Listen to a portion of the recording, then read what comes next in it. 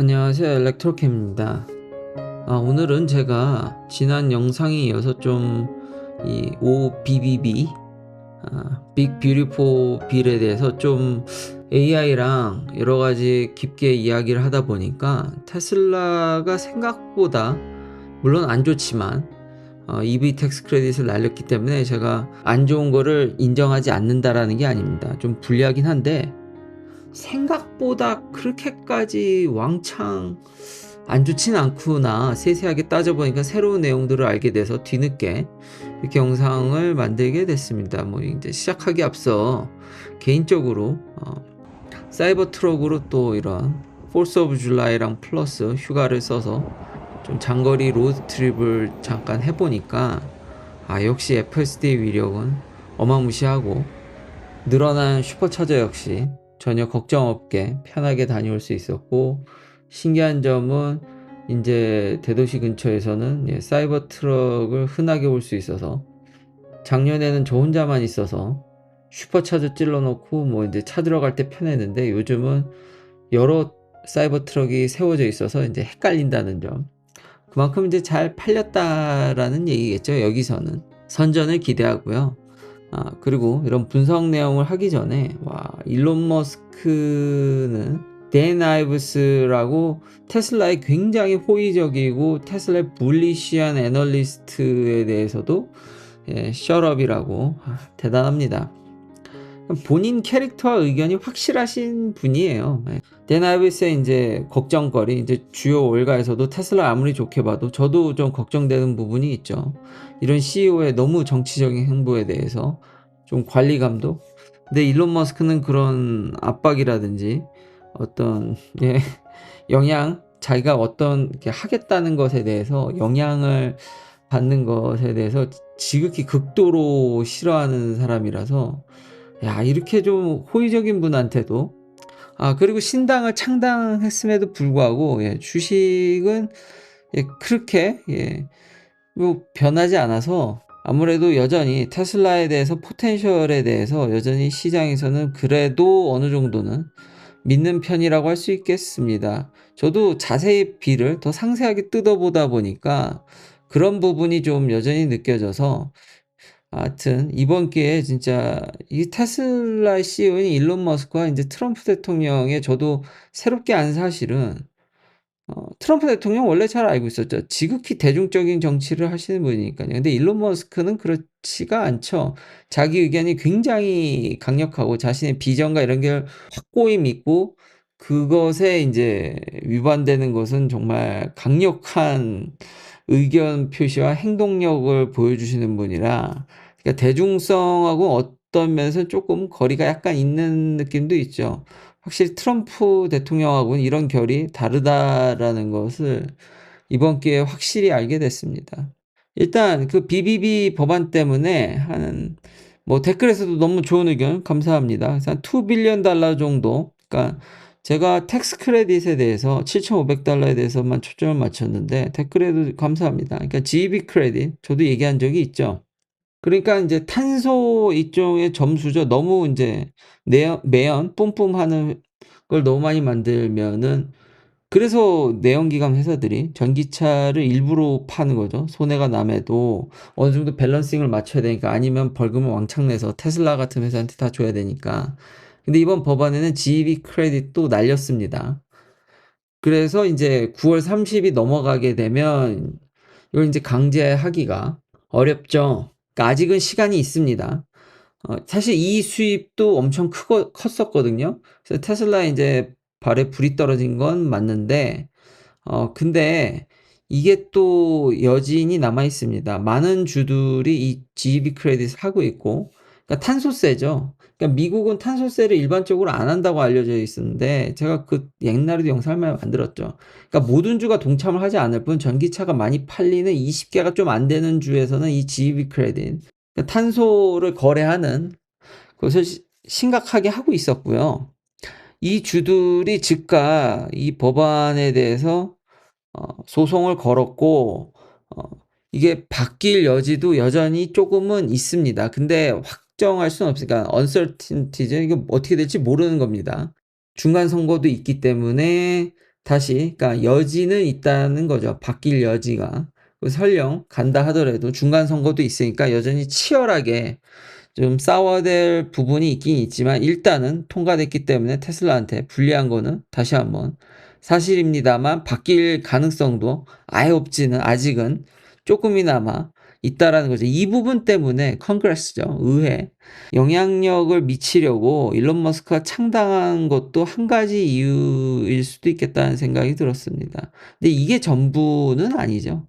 아까 처음에도 얘기했듯이 자신의 비전에 대해서 뭐 확고하게 그것에 대해서 진리라고 생각하고 모든 사람들이 동의를 하든 안 하든 동의를 안 할 수도 있는 거죠. 이게 본인 생각이 그게 맞다라고 생각하면 그걸 미친 듯이 엄청난 강력한 주장으로 밀어붙이시는 분이니까 그 비전에 있어서 지금은 공화당이 되든 뭐 민주당이 되든 제가 방금 전에 얘기했지 대중적인 그러니까 퍼퓰리즘은 미국도 조금씩 흘러가는 면이 있기 때문에 그것에 반하는 일론 머스크의 그런 비전적인 목표 뭐 그런 것도 있다 할 수 있겠죠.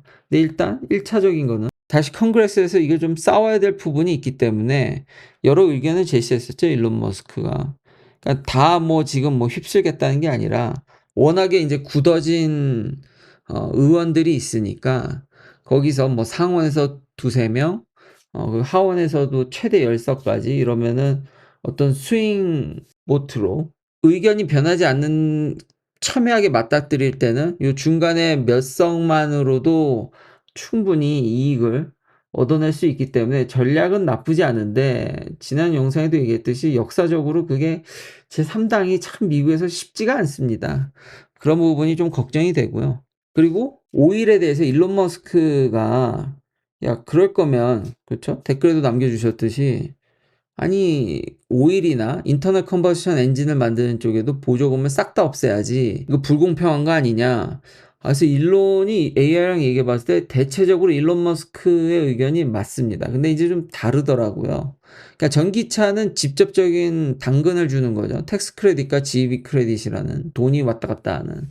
근데 오일이나 이런 내연기관에 있어서는 근데 이건 또 어떻게 생각하냐에 또 다릅니다. 뭐 인제 일론 머스크 생각에는 제가 봤을 때 저렇게 강력하게 얘기하는 걸 보면은 뭐 GM 포드가 망했을 때 공적 자금이 투여된 것도 일종의 뭐 보조금이라고도 할 수도 있고 근데 대체적으로는 구조적인 텍스 브레이크이라든지 어떤 텍스 디덕션 그러니까 직접 돈을 찔러 주기보다는 실제로 이런 오일을 푼다든지 이런 자동차 레거시 자동차 회사에는 좀 구조적인 보조금이 존재를 하더라고요. 그러니까 일론 머스크가 제너럴하게 얘기했을 때는 "맞다. 이게 좀 공정한 게임이 아니다. 저쪽에 너무 보조금이 많다."라고 얘기할 수 있는데 좀 성향이 달라서 약간 어떻게 보냐에 따라서 다를 수도 있겠습니다. 자 그러면 이번 빌에 대해서 다른 부분들 뭐 좋은 부분 그러니까 또 알려주셨죠. 그러니까 오토 론 인터레스트 그러니까 보통 여기는 차를 론으로 많이 사죠. 그러니까 이자에 대해서 텍스 디덕션 해 주는 게 이번 법안에 들어가 있습니다. 그러면 좀 까지지 않겠냐? 예 맞습니다. 쪼금 없어지죠. 근데 소득 제한이 있고 up to $10,000 입니다. yearly interest에 대해서.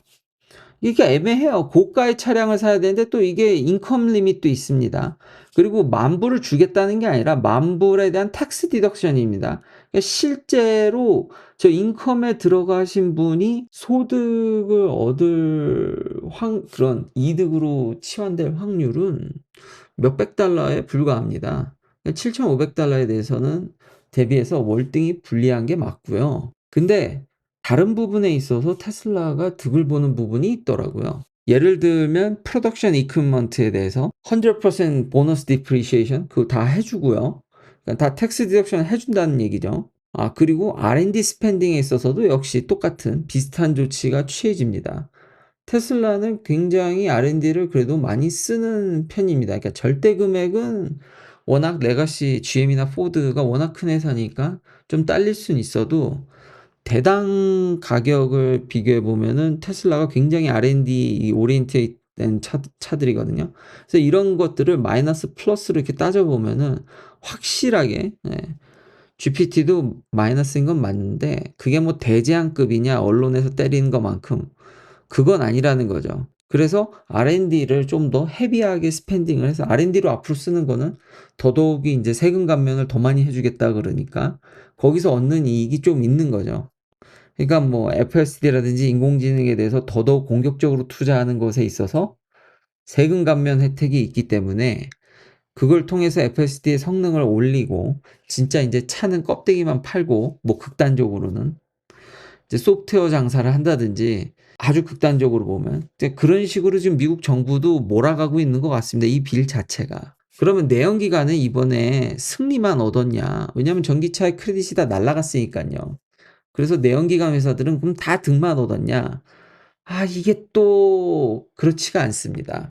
그리고 이걸 좀 조사하다 보니까 GM 포드는 그래도 어떻게 되겠는데 야, 이건 진짜 해외 브랜드들은 철저히 좀 불리한 면이 있습니다, 이번 BBB 법안에 보면은. 예를 들면 아까 얘기한 테슬라의 R&D 스pen딩에 있어서 현대기아나 토요타도 그렇고 독일 회사들도 R&D는 다 본국에서 하지 미국에서 하진 않잖아요. 그러니까 까지는 금액이 별로 없습니다. 그리고 또 하나, 비록 전기차에 대한 크레딧이 다시 한번 날아가서 상대방이 힘들어졌지만 요즘 아주 핫한 관세가 있습니다. 그러니까 테슬라는 다 대부분 미국에서 만듭니다. 그래서 관세 영향을 굉장히 적게 받습니다, 상대 차들, 레거시 차들 대비해서. 근데 안타깝게도 GM 포드는 멕시코에서 많은 자동차를 만들어 온다든지 부품을 수입해 갖고 오죠. 예, 거기는 관세를 때려 맞습니다. 그래서 못해도 6~7%의 가격 인상이 지금 예상이 되거든요. 그러니까 이번 법안으로 상대적인 이익을 확실히 받은 건 맞는데 그렇다고 해서 뭐 룰루랄라 엄청나게 받았냐?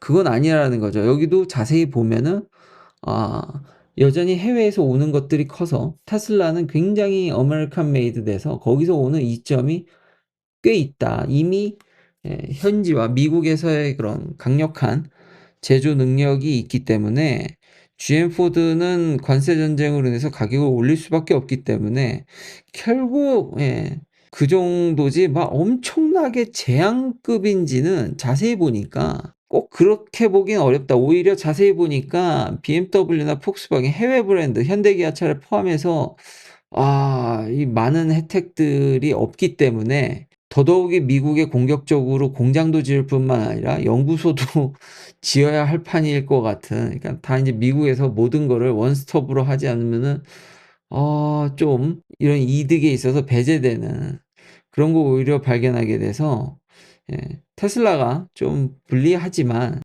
진짜 망한 정도의 조치냐라는 거는 그 정도는 아닌 것 같다.